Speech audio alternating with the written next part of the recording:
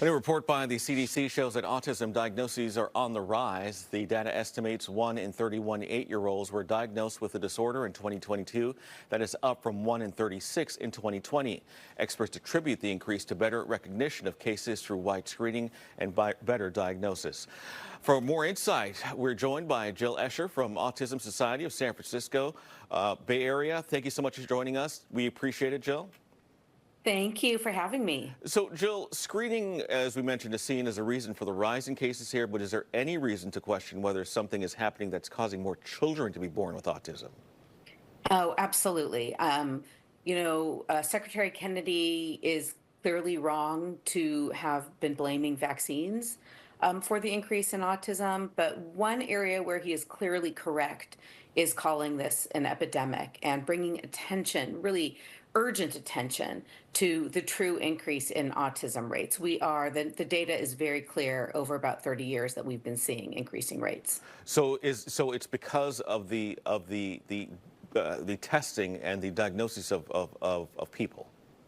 No, I'm actually not in agreement with that. Oh, There's some better ascertainment, there's some okay. effective awareness, but what I'm saying is the data, he's actually right. The data is quite clear that we have a true increase in autism as well. Okay. So how fearful of you are that we're having this increase here, considering that they don't know a specific cause? I mean, there's research that shows differing causes, but no specific cause to this, and no cure either. So Right. what is your thought about all of this?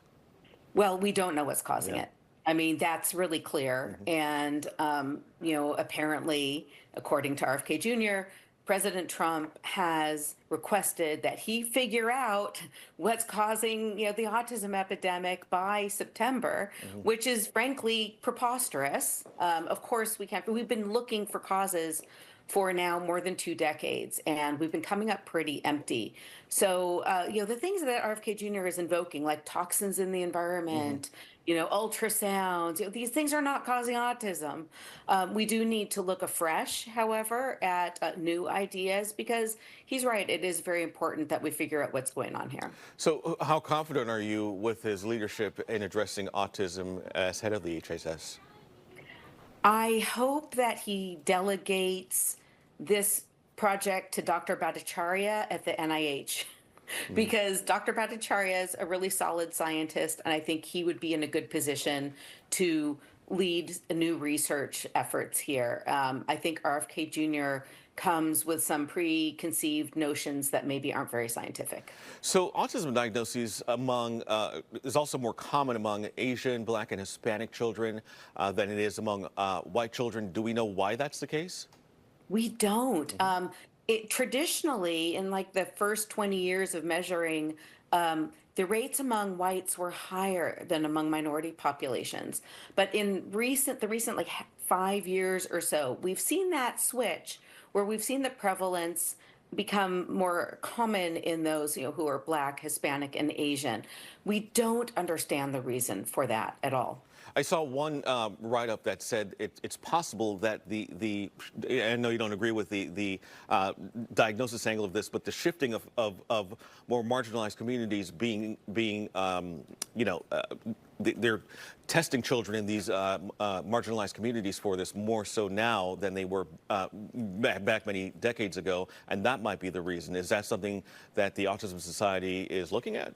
Well, I think that better ascertainment could be playing a role, but unfortunately, what we're seeing now is that those communities have higher rates than in whites, and that can't be explained just by better ascertainment. So it's probably a mix of factors. All right, and so rates of autism are also higher here in California than in the rest of the country. That's according to Yeah. the CDC. In fact, for example, they say that it found that 4.5% of 8-year-old children were identified with autism compared to the national average of 2.8%. That's from the CDC. How should we understand the reason for the rates being so high in our state? Yeah, so the CDC has studied 16 sites in this most recent cycle, and that included a site in northern San Diego County. It didn't look at all of California. It pinpointed a certain area. And they did find that rates in that area were far exceeded rates in other sites. For example, 5.3% of 8-year-olds in the San Diego site were found to have autism compared to 3.22% nationally. Now, that probably has a lot to do with better screening and better pediatric training in San Diego compared to other sites. My guess is that that is at least in large part an effect of screening and diagnosis. However, again, we see increases across all sites, not just in California. All right. So with, Robert F. Kennedy being outspoken about the issue of autism here, what do you want people to know about people dealing with this issue, and parents and just folks that are hearing what's coming from the HHS head now? Yeah. Well, I mean, RFK Jr. is right, to some degree. This is an extremely serious issue.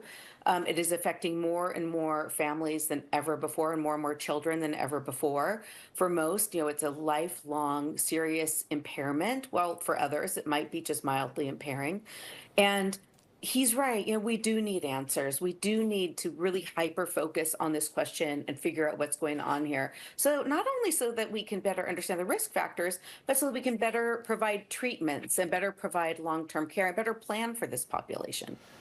All right, Jill Escher from Autism Society, San Francisco Bay Area, thank you so much for joining us. A very important issue. It is Autism Awareness Month, so it is good to bring these issues back into the spotlight and make people aware that this is something not only children are dealing with, but their families as well. So we appreciate your time. Yeah. Thank you for having me. You're welcome. Download Fox Local for more videos on demand.